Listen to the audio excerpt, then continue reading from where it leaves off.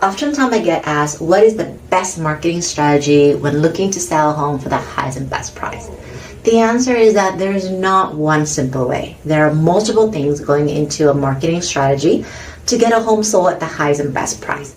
One of the ways is effective staging. If done right, it can significantly enhance the appeal of your home to potential buyers. So number one, always start by decluttering, depersonalizing the space to create that clean and inviting atmosphere. That is the number one task for a seller. Then the job for a stager and designer is to focus on highlighting the property best feature by arranging the furniture strategically to maximize natural light. Neutralize all the color scheme and add tastefully designed accent to create a welcoming ambience. And our stagers are the best in the business who stage, cozy cottage to high-end multi-million-dollar home. They know exactly what needs to be done to get your home looking perfect. And of course, don't forget to take care of that exterior, making sure it looks nice and neat. And why do we do all of this?